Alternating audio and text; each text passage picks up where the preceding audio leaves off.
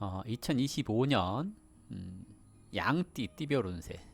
일단 명궁의 잠이 파군 그랬고 과 그랬거든요. 과라고 하는 것은 보통 명예를 뜻해요. 그래서 명예가 있을 거다 뭐 이렇게 얘기를 하는 거고요. 명성, 스펙, 자격, 취득 이런 게 있을 수 있다는 얘기입니다. 그래서 양띠 같은 경우에 2025년에 시험 같은 거 본다거나 그랬을 때 합격할 확률이 조금 높습니다. 다만 비렴하고 있어요. 비렴은 구설수를 뜻합니다. 그래서 주변 사람들과의 시비 구설 이런 게 생기지 않도록 조심해야 되는데 그 원인 중에 하나가 잠이 파군 그래서 둘 다 황제의 별이고 왕의 별이고 그러거든요. 둘 다 이렇게 좀 자존심이 강하고 또는 기가 얇다거나 아니면 너무 독단적이다거나 그런 형태들로 인해서 시비 구설이 발생할 수 있다는 얘기이기도 합니다. 보통 이렇게 파군하고 명궁에 있을 때 직업적으로는 겸업한다 이렇게 얘기를 하는 거고요. 잠이 이렇게 있을 때는 남 밑에 있기보다는 자기 일 하려고 든다 이렇게도 얘기를 해볼 수가 있거든요. 그래서 밖에 나가서 새로운 사업을 벌린다거나 그럴 가능성도 있는데 파군하고 있으니까 직장 다니면서 겸업해가지고 해보는 것도 나쁘지 않을 것 같습니다. 일단 제백궁에 이렇게 무곡 칠살 그랬고 문곡 그리고 녹존 이렇게 있거든요. 제백궁의 상황이 나쁘지 않다는 얘기입니다. 무곡이나 칠살 같은 경우에 기본적으로 돈 버는 데 있어서 좀 적극적이고 전투적인 그래서 좀 돈의 단위가 많아지는 이런 것을 얘기를 하기도 합니다. 그래서 현금 유통이라든지 유동성이 좀 크다라고도 얘기를 해볼 수가 있을 것 같은데요. 투자 운이 아주 좋은 거는 아니기 때문에 장기 투자라든지 부동산 투자라든지 이런 것은 좀 주의가 필요합니다. 직업궁에 있어서는 염정하고 탐랑 이렇게 있는데 더군다나 이렇게 문창까지 있어요. 이렇게 되면 도화성이 발동하는 건데요. 보통 직장에서 인기 있다라는 뜻이기도 하고 처세, 접대 이런 데 돈이 많이 나갈 수 있다라는 얘기이기도 합니다. 그래서 직장 내에서 인기가 있는 것은 있는데 승진을 하거나 뭐 이런 것보다는 그냥 사람들하고의 관계 이런 것들이 나쁘지 않다라고 얘기를 해볼 수가 있을 것 같아요. 취직하려고 하는 사람들 같은 경우는 뭐 취직하고 그런 데 있어서 큰 문제가 없다라고 얘기를 해볼 수가 있을 것 같네요. 그리고 애정운 그랬는데요. 애정운에 있어서는 비어 있네요. 그리고 팔좌 그랬는데요.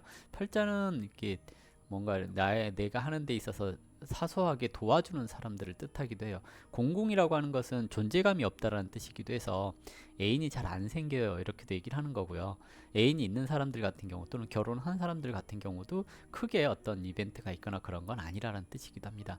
이렇게 갈록궁에 염정 탐랑 그랬으니까 혹시 애인이 없는 사람들 같은 경우에 뭐 내가 활동하는 공간, 학교 또는 직장 이런 데서 인기가 어느 정도 있을 수 있으니 나보다 연하 이렇게 만나본다거나 또는 가볍게 만남을 유지해 본다거나 그럴 가능성은 있다라고 얘기를 해봅니다. 근데 일단 존재감이 없다라는 것은 이 만남이 결혼으로 이어지거나 그럴 확률이 조금 낮다라는 의미이기도 합니다.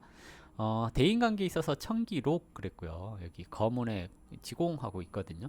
청기록이라고 하는 것은 일단은 형제나 또는 대인관계에 있어서 크게 변동성이 그러니까 청기는 이동하다라는 뜻이라서 바뀐다는 뜻이기도 하거든요. 근데 저기 록을 보고 있잖아요. 그러면 긍정적으로 바뀌는 거 또는 나한테 조언하고 그러는 사람이 많다는 거 이렇게도 얘기를 해볼 수가 있어서 어느 정도 동업운이라든지 이런 것도 나쁘지 않다라고 얘기해 볼 수 있을 것 같아요. 그래서 대인관계도 크게 나쁘지 않다라고 보여지고요. 윗사람과의 관계에 있어서 여기도 주성이 없으니까 윗사람과의 관계가 딱히 존재감이 없어요. 뭐 그런 것을 뜻하기도 하겠죠. 근데 천월 그랬잖아요. 존경할 만한 사람 이렇게도 얘기를 해볼 수가 있을 것 같고요. 그리고 이제 부모님과의 관계에 있어서도 마찬가지로 크게 어떤 영향력이 있거나 그런 건 아니기 때문에 뭐 부모님에 대해서 뭐 걱정하거나 이런 일이 있다거나 또는 부모님으로부터 좋은 일이 있다거나 뭐 이런 것은 없다는 얘기이기도 합니다. 근데 여기에서 보시면 윗사람에서 이렇게 록이 여기로 떨어져요. 갈록공으로. 그러면 나보다 나이 많은 여자분이 도움이 된다든지 그러는 것을 얘기를 하는 거고요. 본인이 나이가 많다고 한다면 이제 직장 내에서의 이제 그런 거 있잖아요. 여기 뭐 이렇게 약간 바람 같은 거 이런 거 조심하셔야 된다는 얘기이기도 합니다. 그래서 이 사람의 조력이나 뭐 이런 것들이 있으니 라인을 잘 탈 수 있다거나 하는 걸로 얘기를 해볼 수도 있을 것 같습니다. 건강은 조금 조심하셔야 되는데요. 천동 그리고 천량에 타라, 화성 이렇게 있거든요. 타라는 막힌다라는 뜻이에요. 그러면 그리고 화성은 터진다라는 뜻입니다. 그러면 천동이라고 하는 것은 보통은 그걸 얘기를 해요. 신장이라든지 콩팥 또는 방광계통 쪽 뭐 이런 것을 얘기를 하기 때문에 요로 결석 이런 거 주의를 하시라는 얘기인 거고요. 천량이라고 하는 것은 고생하고 나서 다시 좋아지는 거 이런 것을 뜻합니다. 그래서 방광계통 쪽 전립선이라든지 요로 결석 이런 거 좀 조심하셔야 될 때다라고 얘기를 해볼 수가 있을 것 같습니다. 그리고 밖에 나가서 천상의 천요 그랬거든요. 천상이라고 하는 것은 뭐 그냥 주변 분위기에 따라 달라진다는 뜻인데 천요라고 하는 것은 일단은 뭐 도화성을 뜻하기 때문에 여행을 간다거나 밖에 나가서 어떤 누군가를 만난다거나 하는 것을 얘기를 하는데 여기 부처궁이 비어 있기 때문에 밖에서 이제 가벼운 썸, 뭐 원나잇 이런 것도 가능합니다라고 얘기를 해볼 수가 있을 것 같아요. 그리고 자녀운 보자면 이제 태양의 경양 이렇게 꼈고요. 태음 화기 그리고 직업 이렇게 꼈거든요. 자녀궁의 경양 그랬으니 아이를 출산함에 있어서 제왕절개라든지 이런 것을 통해서 출산을 하게 될 가능성이 있다는 뜻이고요.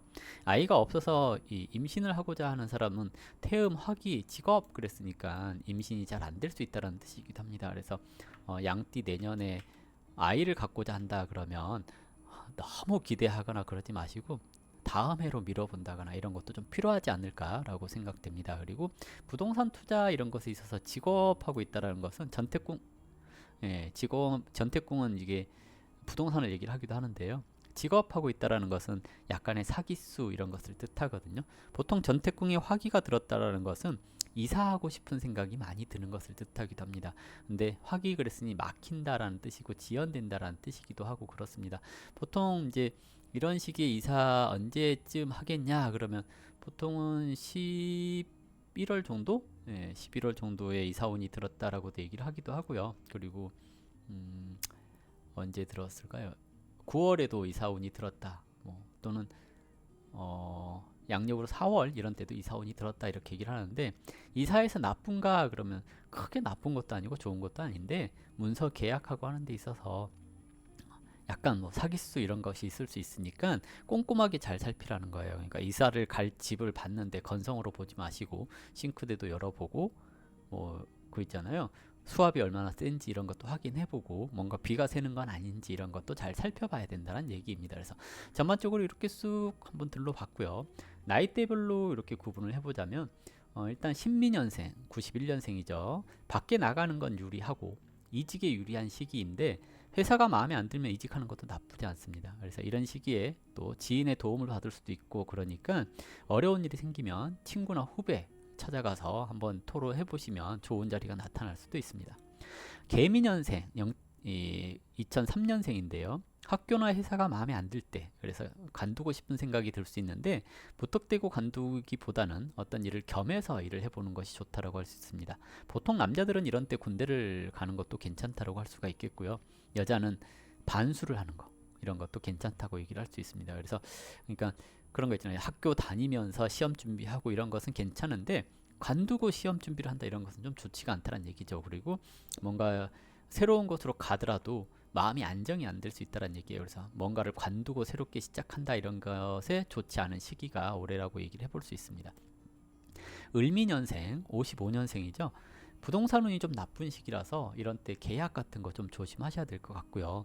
투자를 한다고 했을 때 사기 당할 수 있으니까 주변 사람들이 이제 돈 되는 거다 이렇게 얘기를 하더라도 좀 흔들리지 말고 투자는 조금 자제하는 것이 좋습니다. 단기 투자는 괜찮을 거예요. 이제 단타 친다고 하잖아요. 그런 건 나쁘지 않다라고 할 수 있는데 장기 투자는 좋지 않습니다.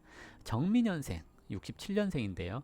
오랫동안 애먹고 있던 것들 이런 것들이 좀 풀릴 수 있다라고 얘기를 합니다. 그러니까 존버했던 것들이라고 하잖아요. 이런 것이 이제 풀릴 수 있다라는 얘기고요.